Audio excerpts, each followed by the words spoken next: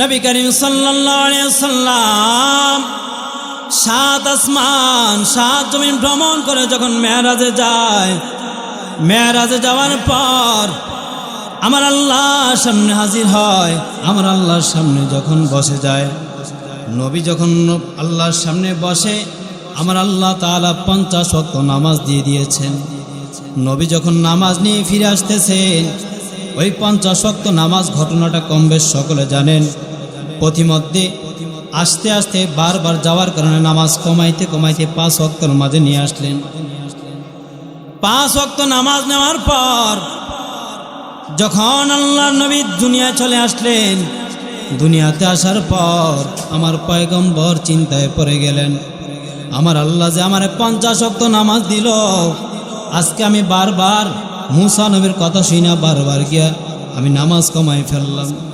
কিন্তু আমার উম্মত তো এত ইবাদত করতে পারবে না, তাছাড়া আমার উম্মতের হায়াত কম, কিভাবে আমার উম্মত জান্নাত পাবে? ওই সময় জিবরাইল আমিন আয়েশা পয়গম্বরের সামনে হাজির। জিবরাইল আমিন হাজির হইয়া বলে, পয়গম্বর আপনি এমন কি নিয়ে চিন্তা করতেছেন? নবী ডাক দেয়া কয়, রে জিবরাইল, আমি চিন্তা করতেছি পিছনের সমস্ত নবীদেরকে আল্লাহ তাআলা লম্বা হায়াত দিয়েছে, তাদেরকে লম্বা বেশি বেশি ইবাদত করার সময় দিয়েছিল, কিন্তু আমার উম্মতরা তাদের হায়াতও কম, তাদের ইবাদতও কম, তাহলে আমার উম্মতরা কি নিয়ে আমার আল্লাহর সামনে দাঁড়াবে? জিবরাইল আমিন ডাক দেয়া কয়, ও পয়গম্বর আপনি চিন্তা করবেন না, চিন্তা করবেন না, কারণ আপনার উম্মতদেরকে আমার আল্লাহ যেই সম্মান দিয়েছে, পিছনের কোনো উম্মতকে আল্লাহ এত সম্মান দেয় নাই। বলে, কেমনি সম্মান দিয়েছে? জিবরাইল আমিন ডাক দেয়া কয়, পয়গম্বর আপনার উম্মতদেরকে 50 ওয়াক্ত নামাজ দিয়েছিল ঠিকই, কিন্তু আপনি বারবার যাই এটা নামাজটা কমাই নিলেন, কোনো টেনশন নাই, আপনার উম্মত 5 ওয়াক্ত নামাজ পড়লেই এর মাঝে 50 ওয়াক্ত নামাজের সওয়াব আল্লাহ তাআলা দিয়ে দিবে। সুবহান, 50 ওয়াক্ত নামাজে 5 ওয়াক্ত নামাজের মাঝে আছে। তাহলে আমরা হায়াতও কম পাইছি, দামি নবীও পাইলাম, রমজানও পাইলাম, সবে কদরও পাইলাম, এত এত জিনিস পাওয়ার পরেও আমরা আমাদের সময়গুলো কাজে লাগাইতে পারি না, ইবাদতে লাগাইতে পারি না। অথচ সাহাবাই কেরাম এই রমজান মাসে গড়াগড়ি করতেন। রমজানটা যখন চলে যায়, সাহাবাই কেরাম গড়াগড়ি করতেন, জাল্লা রমজানটা নিও না, আরেকটু বাড়াই দাও, আরেকটু বাড়াই দাও। আর আমরা চিন্তা করি রোজাটা কবে শেষ হবে, এতদিন উপাস থেকে রোজা রাখতেছি, কবে শেষ হবে, এমন চিন্তা করি। অথচ সাহাবাই কেরাম রাসূলের কাছে আবদার করতেন, নবী আল্লাহর কাছে বলেন রমজানটা যেন আরেকটু হায়াত বাড়াই দেয়, রমজানটা যেন একটু লম্বা করে দেয়। এ মুসলমান আল্লাহর গোলাম, বর্তমান প্রজন্ম মুসলমান চিন্তা করে রমজান মাসটা যদি আসে, অনেক মানুষ আছে এই প্রজন্মে রোজা রাখে না। আপনি বলেন, আমি বলি, আমাদের আপনাদের সন্তানগুলো অনেকে রোজা রাখে না। যুবক যারা আছে, ইয়াং বয়সের যারা আছে, তাদেরকে রোজা রাখতে দেয় না, মাও ডাক দেয় না, বাবাও ডাক দেয় না। বলে কেন? সন্তানের শরীর নষ্ট হয়ে যাবে, এই জন্য সন্তানকে রোজা রাখতে দেয় না। ফজরের সময় সন্তানকে ডাক দেয় না নামাজ পড়ার জন্য। বলে কেন? সন্তানের শরীর নষ্ট হয়ে যাবে, ঘুম ভেঙে যাবে, এই জন্য সন্তানকে নামাজের ডাক দেয় না, রোজা রাখতে দেয় না। বলে সন্তান যদি রোজা রাখে সন্তানের শরীর নষ্ট হয়ে যাবে, এই জন্য রোজা রাখতে দেয় না। ও কপালপোড়া মা, ও কপালপোড়া বাবা, তোমার সন্তানকে তুমি আজকে রোজা না রাখাইয়া শরীর বানাইলা, স্মার্ট বানাইলা, লম্বা চলো, সব গঠন ঠিক রাখলা, কিন্তু রে মা, কিয়ামতের ময়দানে এই সন্তানের শরীরটাই জাহান্নামের আগুনে জ্বালাবে। এই সন্তানের শরীরটাই তুমি নিজেই জাহান্নামী বানাইলা। বরঞ্চ এই সন্তানকে নামাজের কথা না বইলা, রোজার কথা না বইলা, তুমি নিজেই সন্তানকে জাহান্নামী বানাইলা। তাহলে তুমি সন্তানের কি উপকার করলা? বরঞ্চ নিজের সন্তানের জাহান্নাম নিজে ডাইকে আনলা। তাহলে সন্তানের ক্ষতি চাওয়া ছাড়া মা বাবার কিছুই নয়। এই সন্তান মা বাবাকে আপন ভাবতেছ, আজকে মা বাবা তোমাকে নামাজের কথা বলে না, বরং আপন নয়। তোমার মা নামাজের জন্য ডাক দেয় না, ওই মা আপন হতে পারে না। তোমার বাবা নামাজের জন্য বলে না, ওই বাবা কখনো আপন হতে পারে না। যেই সন্তানের বাবা মা সন্তানকে রোজা রাখতে দেয় না, ওই সন্তানের বাবা মা কখনো সভ্য হতে পারে না। ওই সন্তানের বাবা মা কখনো সন্তানের ভালো চায় না। যদি সন্তানের ভালো চাইতো তাহলে সন্তানকে রমজান মাসে পিঠা হইলেও রোজা রাখার জন্য তাকে তাগিদ দিত। হে মুসলমান, একটা কুকুর কিন্তু আমার আল্লাহর ইবাদত করে, আমার আল্লাহর দিকে তাওয়াজ্জু করে তাকায় থাকে।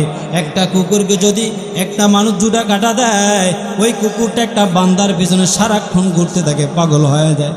মালিক যদি একটু জুতা কাটা খাওয়ায়, ওই কুকুরটা মালিকের পিছনে সারা রাত সারা দিন ওই মালিকের পিছনে ঘুরে। এমনকি মালিকের বাড়িটা সারা রাত পাহারা দেয়।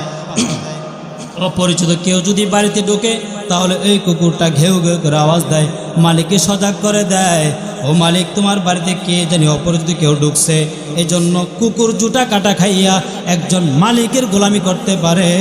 আর আমরা মানুষ হইয়া আমার আল্লাহর দেয়া নিয়ামত, আমার আল্লাহর দেয়া আসমানের বৃষ্টি, আসমানের সূর্য তারকা, জমিনের এত শাকসবজি, এত ফল ফলাদি খাওয়ার পর আমার আল্লাহর নাফরমানি করতে আমাদের লজ্জা লাগে না। বরঞ্চ আমার আল্লাহ এত এত নিয়ামত দিয়ে রাখছে, এত এত ফল ফলাদি, এত এত সুস্বাদু খাবার দিয়ে রাখছে। বান্দা যদি চিন্তা করত মিষ্টি গাছের মধ্যে ডাব পারা যায়, ডাবের মধ্যে মিষ্টি পানিটা কোন বান্দা কোন কে জানিয়ে দিল। গাছের মধ্যে আম পাওয়া যায়, ওই গাছের মধ্যে আম, ওই আমটা পেরে আমি যখন খেয়ে ফেললাম, ওই আমের মধ্যে এত মিষ্টি কে দান করলো। বান্দা যদি চিন্তা করত কমলা গাছে কমলা পাওয়া যায়, কমলার মাঝে এত মিষ্টতা কে দান করলো। আঙ্গুর গাছে এত মিষ্টি পাওয়া যায়, ওই আঙ্গুর গাছের মধ্যে আঙ্গুরের মাঝে এত মিষ্টতা কে দান করলো। বান্দা যদি চিন্তা করে দেখত গো আমার আল্লাহ এত এত নিয়ামত দিয়েছে, এত এত নিয়ামত দেওয়ার পর কেমনে নাফরমানি করি, আমার আল্লাহর কেমনে নাফরমানি করি, যদি একবার চিন্তা করতাম। আমি হতভাগা মুসলমান, একটা কুকুর জুতা কাটা খাইয়া যদি একটা মালিকের পিছনে দিন রাত 24 ঘন্টা ডিউটি করতে পারে, একটা মালিকের যদি সারা রাত জেগে থেকে যদি বাড়ি পাহারা দিতে পারে, সারাদিন যদি একটা মালিকের পিছনে ঘুরতে পারে, তাহলে আমি কেমন নাফরমান। আমার আল্লাহ এত নিয়ামত খাওয়ার পর, আসমানের সূর্য পাওয়ার পর, আসমানের চন্দ্র পাওয়ার পর, আসমানের তারকা পাওয়ার পর, আকাশ বাতাস এত তরলতা পাওয়ার পর কেমনে আমার খোদার নাফরমানি করে। যদি নাফরমানি না ছাড়তে পারেন জাহান্নামী হয়ে কবরে যাবেন। ওই জাহান্নাম বড় ভয়ঙ্কর, ওই জাহান্নাম বড় ভয়ঙ্কর। নবী বলেন কেমন ভয়ঙ্কর। ওই জাহান্নামে যখন একটা জাহান্নামীকে পালানো হবে, আল্লাহ নবী বলেন ওই জাহান্নামীকে ফালানোর সাথে সাথে জাহান্নামী গলে গলে জাহান্নামে পড়বে। হাজার হাজার বছর পর ওই জাহান্নামী যখন হাজার হাজার বছর পর জ্বালানোর পর জাহান্নামী পানি পানি বলে চিৎকার মারবে। নবী বলেন ওই জাহান্নামীটা হাজার বছর পর ফেরেশতারা বলবে আল্লাহ ওই জাহান্নামী পানি চাইতেছে। আমার আল্লাহ বলবে ঠিক আছে ওরে পানি দিয়া দাও, ওরে জাহান্নাম থেকে পানি দিয়া দাও। ফেরেশতারা যখন জাহান্নামের পেয়ালা দিয়ে একটু পানি দিয়ে দেবে, আল্লাহ নবী বলেন ওই জাহান্নামী যখন পানির পেয়ালাটা সামনে নেবে, পানির পেয়ালার উত্তপ্ত গরমের কারণে ওর গালের গোস্তগুলা গলে গলে বাটির মধ্যে পড়ে যাবে। বান্দা হাজার বছর পিপাসিত থাকার পর ওই বান্দা তারপরে চিন্তা করবে না, কারণ পিপাসিত ওটা কি পানি নাকি অন্য কিছু। কিন্তু জাহান্নামের ফেরেশতারা তাকে রক্ত পুষ দিবে খাওয়ার জন্য। জাহান্নামের ফেরেশতারা যখন এটা সামনে ধরবে, ওই জাহান্নামে এটা পাওয়ার পর চিন্তা করবে না এটা পানি নাকি অন্য কিছু, সাথে সাথে ডক ডক করে গিলে গিলে খেয়ে ফেলবে। সাথে সাথে খাওয়ার পর আল্লাহ নবী বলেন ওর থুতনির নিচ দিয়ে ছিদ্র হয়ে সব বেরিয়ে পড়ে যাবে, শুধু একটা ফোঁটা তার শরীরের ভিতরে ঢুকে যাবে। নবী বলেন যেই এক ফোঁটা ঢুকবে, ওই এক ফোঁটা তার ভিতরে সব গলে পড়ে পায়খানার রাস্তা দিয়ে বের হয়ে যাবে।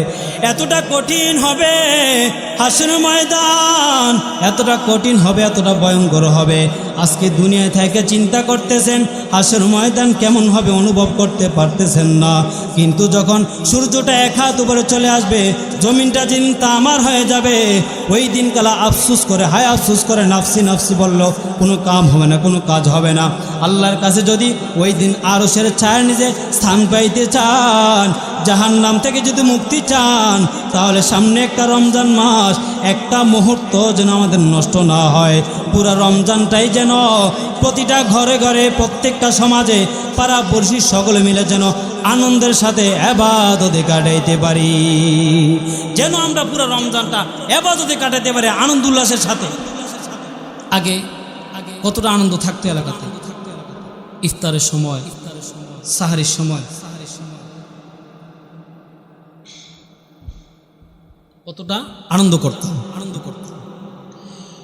মুরব্বীরা জানেন আপনাদের যুগটা কতটা সুন্দর কাটছে। আমার বয়স কম হয়, কিন্তু এরপরেও ছোটবেলা দেখতাম আমরা, ওই সময় এত মোবাইল এত টিভির যুগ ছিল না, এই মোবাইল ছিল না, কিন্তু টাচ মোবাইল খুব কম ছিল, সকলে জানেন। ওই সময় কিন্তু সন্ধ্যার পরে যদি কারেন্ট চলে যেত তখন সবাই উঠানে বৈশা গল্প গুজব করতো, কারণ আসলে আবার সবার ঘর থেকে পড়ার আওয়াজ শোনা যেত। এখন দেখবেন যে খেলার মাঠ পর্যন্ত খালি, বাচ্চারা খেলাধুলা পর্যন্ত ছেড়ে দিয়েছে। চিন্তা করা যায় যে মোবাইল পাওয়ার পর খেলাধুলা পর্যন্ত ছেড়ে দিয়েছে। আমরা যেই মাঠে খেলাধুলা করতাম ছোটবেলায়, এখন ওই জায়গায় জঙ্গল, আপনার গাছ দুবা উঠা, ওইখানে যাইতে এখন ভয় লাগে যে সাপ বিচ্ছু আছে কিনা। কেন? খেলার মাঠ এখন বন্ধ, যে সবার হাতে হাতে মোবাইল, প্রত্যেকটা সন্তানের হাতে মোবাইল। মোবাইল যে কোন পর্যায়ে কি পর্যায়ে মানুষকে ক্ষতি করে সেটা আপনারা নীরবে এক জায়গায় বৈশা একটু ভাবলেই দেখবেন আনসার পেয়ে যাবেন, উত্তর পেয়ে যাবেন। একটা মোবাইল একটা সন্তান পাওয়ার পরে মোবাইলের নেটওয়ার্ক আপনারা জানেন না হয়তো, এটা বৈজ্ঞানিকটার থিওরি তারা বের করছে যে আমাদের যে মোবাইলের নেটওয়ার্ক, এই বারবার এই নেটওয়ার্কের কারণে এত সিম সারা দেশে চালাইতেছে, এত টাওয়ার বাংলাদেশে বসে, এই টাওয়ারগুলোর কারণে, এই নেটওয়ার্কগুলোর কারণে অক্সিজেন তারা খাইলে এই নেটওয়ার্কগুলো খেয়ে ফেলে, এমনকি গাছের ফল ফলাদির বরকত কমে যায়, এগুলো ছোট ছোট হয়ে যায় এবং মানুষেরও ক্ষতি হয়। আরও বলছেন যে একটা মানুষ, ওইদিন দেখলাম একটা বৈজ্ঞানিক একটা কথা বললো যে কেউ যদি তার মোবাইলটা যদি কেউ বালিশের কাছে রাখে এক সপ্তাহের মতো যদি কেউ মোবাইলটা এই বালিশের নিচে রাখে, এক সপ্তাহ পর সে একটা জিনিস কোথায় রাখছে তার মনে থাকবে না, স্মৃতিশক্তি হারায় যাবে। এটা আমরা আগে জানতাম না। আমি এখন মোবাইল খাটে নিচে ফালাই আর পরে ঘুমাই। আগে বালিশের পাশে রাখতাম, রিংটোন যেন বাজে, যেন টের পাই। কিন্তু এই মোবাইলের নেটওয়ার্ক ব্রেন শক্তির এত ক্ষতি করে আগে জানতাম না, কিন্তু এখন হারে টের পাইতেছি যে সাবি কই রাখলাম, কি কই রাখলাম খুঁজে পাই না। অনেক সময় এমন হয় যে হাতের জিনিস হাতে রেখে সব খুঁজে লাইলাম, পরে দেখি যেটা হাতে নিয়ে ঘুরতেছে। এমন হয় কেন হয়? ওই যে আমাদের ব্রেন লেন্স কমে গেছে। এই জন্য আমরা এই মোবাইল থেকে সন্তানকে ফিরাই নেব। আমরা মোবাইল থেকে সন্তানদেরকে বিরত রাখবো। একটা রমজান মাস আসতেছে, সামনে একটা রমজান আসতেছে। রমজান মাসে আমরা সকলে জানি, মনোযোগ দিয়ে শোনেন, রমজান মাসে আমরা সবাই জানি যে আপনার গুনাহ মাফ, এই শয়তান বন্দি থাকে। সকলে জানেন রমজান মাসে শয়তান বন্দি থাকে। তো রমজানে গুনাহ করি কেমনে? কারণ গুনাহ তো একমাত্র শয়তানের কারণে হয়। চিন্তা করে যায় না কি রমজানে গুনাহ হওয়ার কারণ কি? কারণ শয়তান তো বান্দায় থাকে, তাহলে আমরা গুনাহ করি কিভাবে? কারণ গুনাহ তো একমাত্র শয়তানই করায়, আমাদেরকে ওয়াসওয়াসা দিয়ে করায়। নবী বলতেছেন শয়তান বন্দি থাকে ঠিকই পুরো রমজান মাস, কিন্তু আমি তোমাদেরকে বলেছিলাম আল্লাহুম্মা বারিক লানা ফি রজব ওয়া শাবান, রজব এবং শাবানে তোমাদেরকে আমি বলছিলাম যে তোমরা রমজানে দোয়া করো যেন রমজান পর্যন্ত হায়াত পাও এবং গুনাহগুলো ছাড়ার চেষ্টা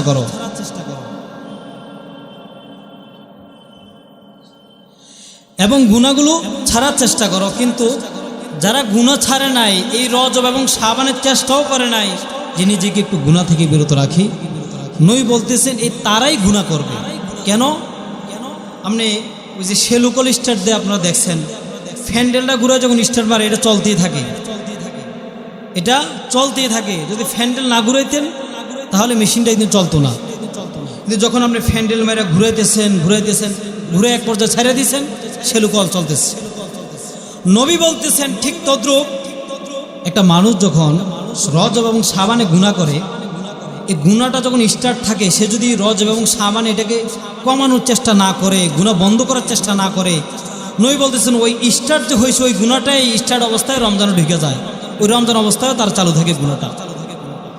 এই জন্য আমাদের যে রজব এবং শাবানের যে স্টার্ট মারছে গুনার, ওই স্টার্টই রমজানে গুনাহ করি, নচেত শয়তান কিন্তু ঠিকই রমজানে বন্দী থাকে। অথচ রজব এবং শাবান মাস দিয়েছেন আল্লাহ পাক রব্বুল আলামিন আমাদেরকে প্রস্তুতি নেওয়ার জন্য রমজানের, যেন গুনাহ যা করছি আগে এই রজব এবং শাবান একটু কমাই, যারা সিগারেট খায় একটু কমায় খায়, যেন রমজানে রোজা রাখতে কষ্ট না হয়। যারা গুনাহ করি যেন একটু গুনাহটা আস্তে আস্তে কমায় নেই, যেন রমজানে কোনো গুনাহ করতে না পারি। কিন্তু আমরা কেউ চেষ্টা করি নাই, কেউ চেষ্টা করলাম না। তাহলে আমাদের রমজানটা কিভাবে গুনাহমুক্ত কাটবে বলেন? এজন্য বলি রে মুসলমান, রমজানটা বড় একটা দামি সম্পদ, বড় একটা দামি সম্পদ। এই রমজান মাস যারা পাবে তাদেরকে আল্লাহ পাক রব্বুল আলামিন স্পেশাল এভাবে সবে কদর দিয়েছেন। তাছাড়া রমজান মাসে পবিত্র কোরআন নাজিল করে দিয়েছিলেন। কোরআনের মতো দামি, এত দামি কোরআনের মতো, এত দামি কিতাব কোরআনের মতো আর কোন নবীকে দেয় নাই, কোন উম্মতদেরকে দেয় নাই, শুধুমাত্র আমাদেরকে দিয়েছেন। এই কোরআন রমজান মাসে নাজিল হয়েছিল। পবিত্র কোরআন রমজান মাসে নাজিল হওয়ার পর আমার আল্লাহ তাআলা এই রমজান মাসে যখন কোরআন নাজিল করেছিলেন, আমার পয়গম্বর অনেক পেরেশানি হয়ে গিয়েছিলেন। রমজান মাসে যখন কোরআন নাজিল হয়, নবী অনেক পেরেশানি হয়েছিলেন। সাহাবাই কেরাম রাসূলকে দেখতেন, মাঝে মাঝে রাসূল ঘামায় যেতেন, চোখগুলো লাল হয়ে যেত, মনে হয় যেন চোখগুলো বেরিয়ে পড়বে।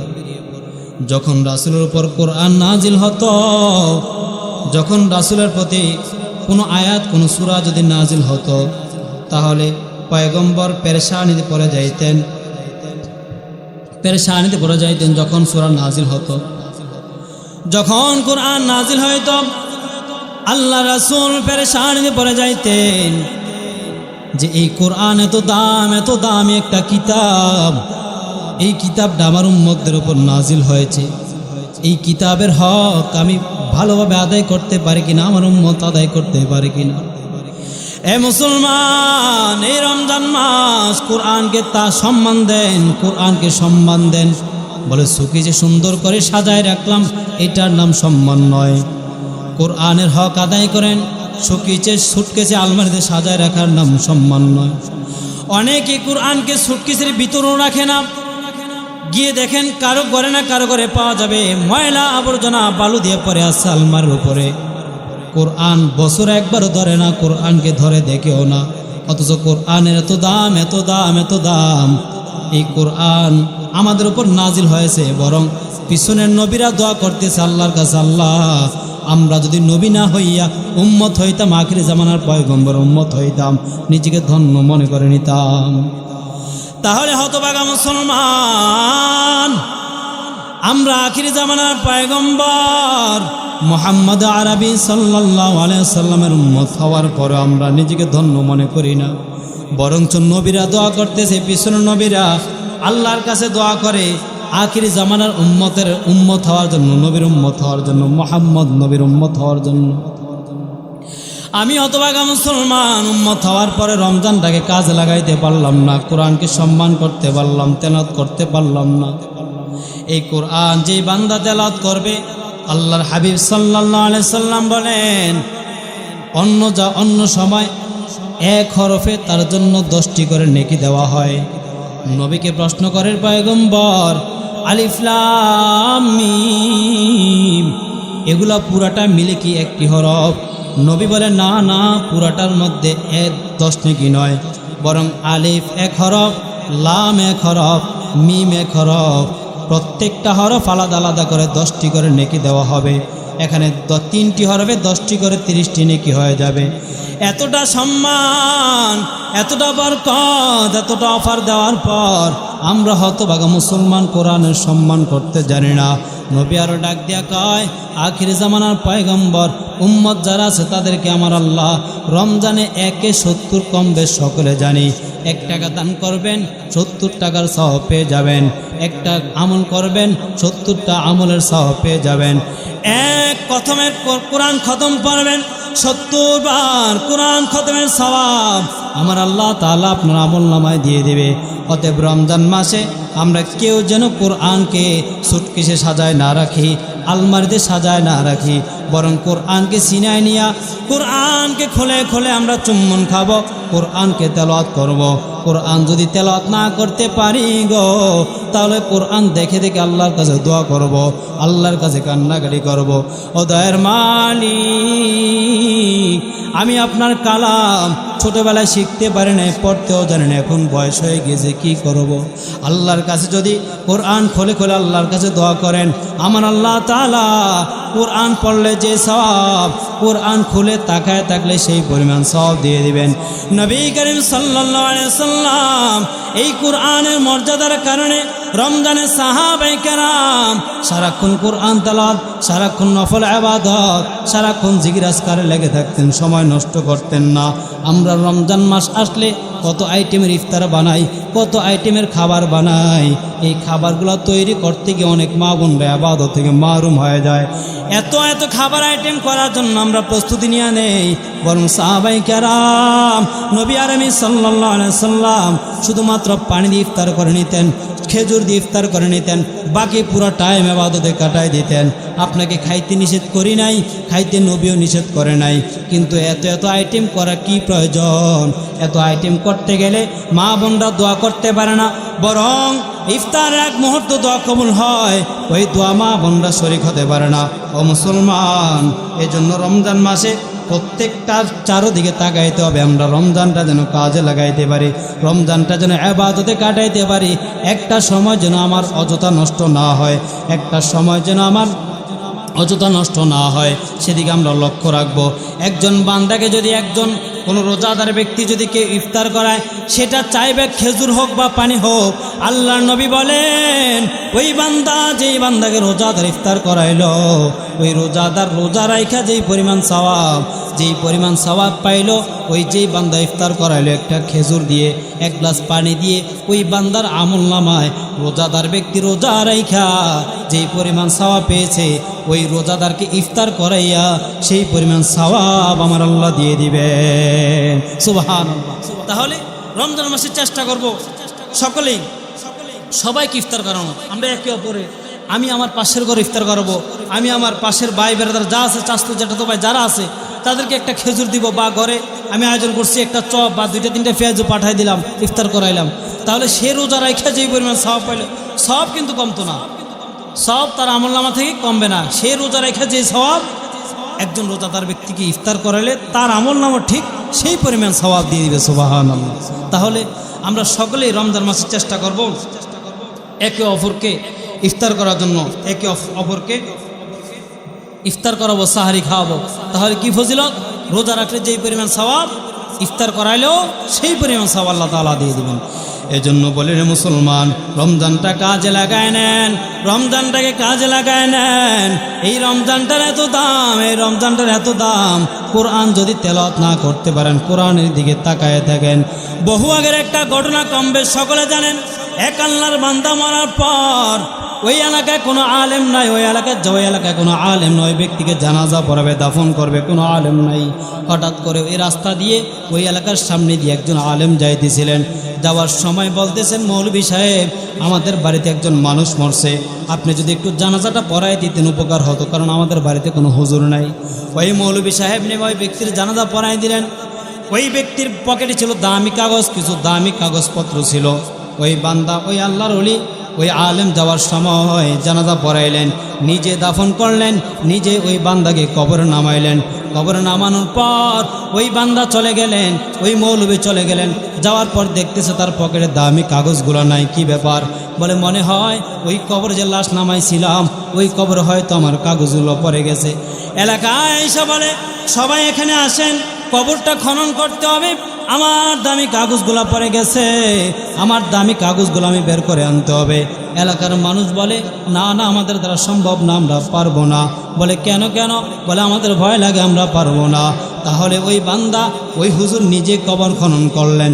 কবর খনন করে দেখতেছে ওই বান্দার কবরটা জান্নাতের ফুল ফল দ্বারা সাজিত। ওই বান্দা ডাক দেয়া কয়, ওই হুজুর ডাক দেয়া কয়, কি ব্যাপার? এই বান্দার কবরে এত ফুল ফল দ্বারা সাজানো কেন? কি ব্যাপার? এই বান্দা কি এমন আমল করত?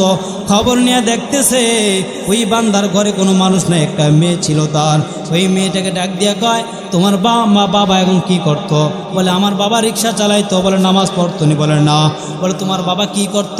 বলে আমার বাবা সূরা জানতো না, কোরআন পড়তে জানতো না, এজন্য নামাজও পড়তো না। বলে কি করত? বলে ঘরে একটা বই আছে, ওই বইটাকে দেখতাম আমার বাবা মাঝে মাঝে খুলে চোখের পানি ছেড়ে কান্নাকাটি করত।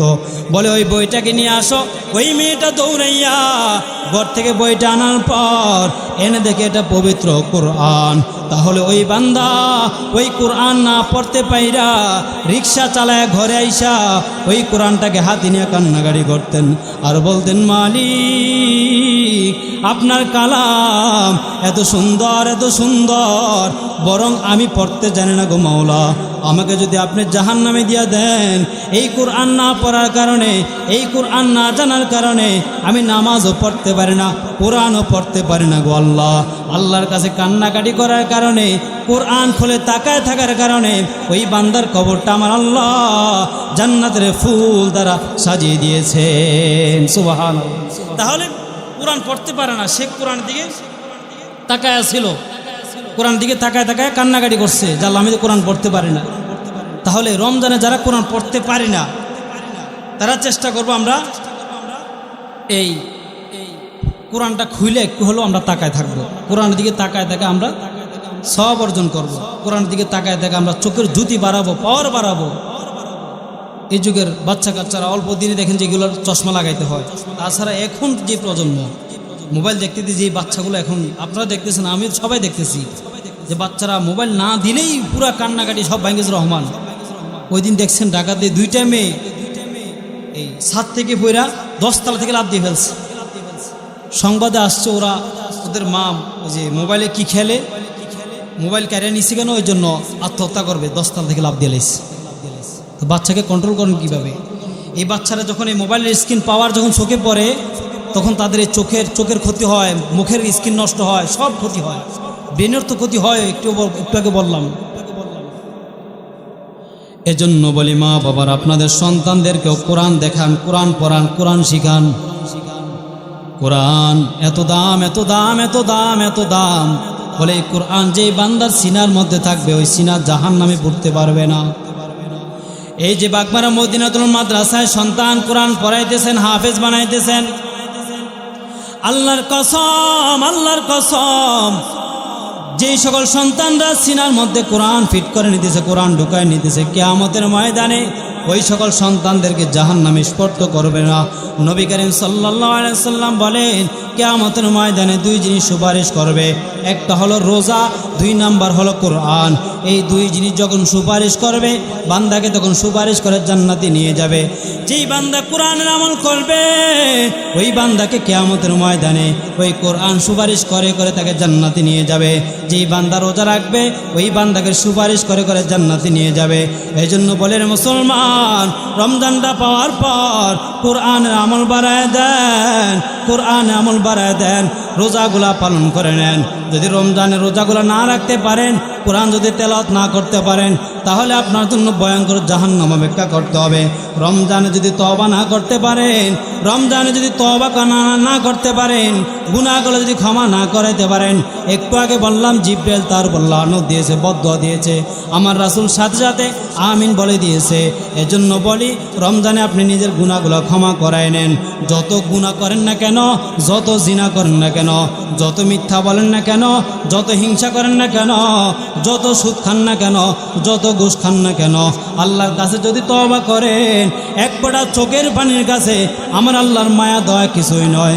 আমার আল্লাহ বলেন বান্দা যখন চোখের পানি ছেড়ে কান্নাকাটি করে, ওর চোখের পানি নাকের মাথায় আসার আগে আমি আল্লাহ তার জীবনের সব গুনাহ খাতা ক্ষমা করে দেই।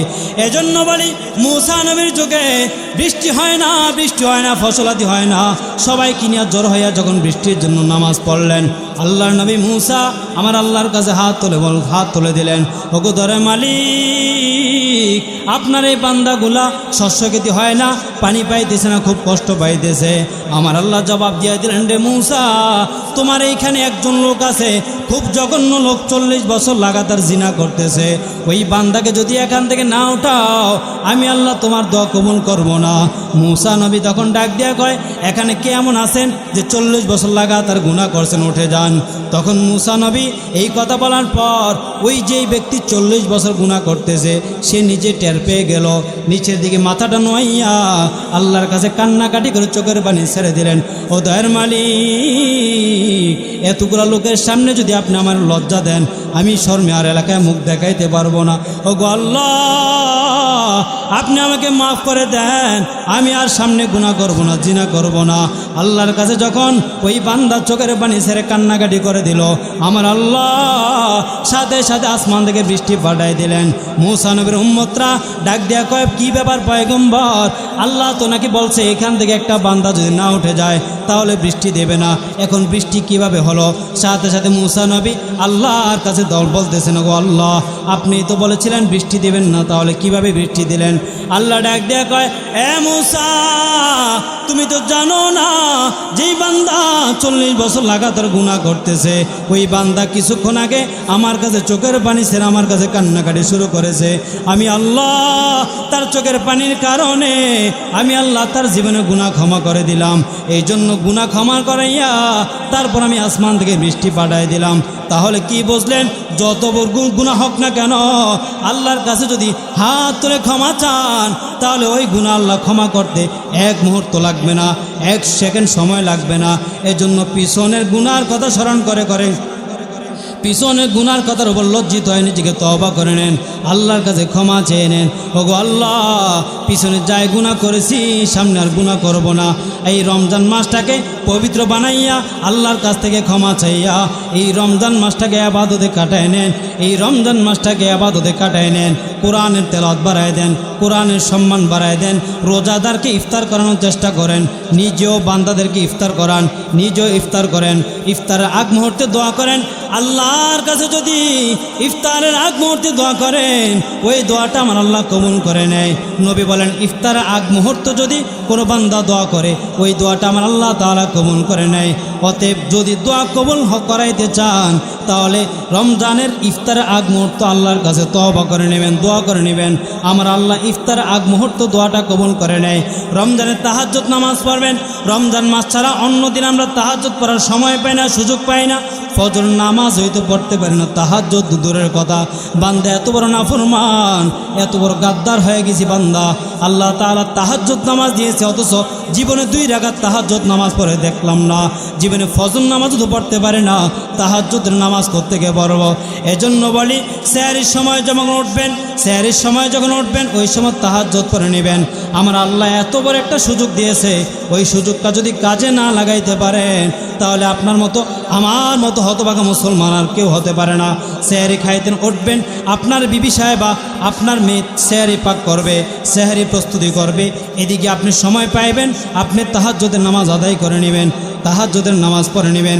রমজানের তাহাজ্জুদ পরে সেহরি খাওয়ার পর ওই সময় আল্লাহর কাছে দোয়া করবেন, এই শেষ রাত্রে আমার আল্লাহ, এই রমজান মাসে শেষ রাত্রে আমার আল্লাহ তাহাজ্জুদের সময় বান্দার দোয়া কবুল করে নেবেন। এই জীবনে না করিলাম বন্দেগি, গুনাহ করে কাটাইলাম জিন্দেগি, তওবা করে আবার তওবা ভাঙিলাম, অবশেষে খাঁটি তওবা করিলাম, অবশেষে খাঁটি তওবা করিলাম। বান্দা যখন জাহান্নামে জ্বলিবে, ওগো মাওলা কেমনে চায়া থাকিবে। গুনাহ করছি আর তো গুনাহ করব না, অবশেষে খাঁটি তওবা করিলাম, অবশেষে খাঁটি তওবা করিলাম। আল্লাহ পাক রব্বুল আলামিন আমাদের সবাইকে রমজান মাসে তওবা করার তৌফিক দান করুক, রমজান মাসে গুনাহগুলো ক্ষমা করার তৌফিক দান করুক। আল্লাহ পাক রব্বুল আলামিন পবিত্র অবস্থায় রমজান মাসে রোজাগুলো রাখার সুযোগ দিক। সকল বলেন আমিন।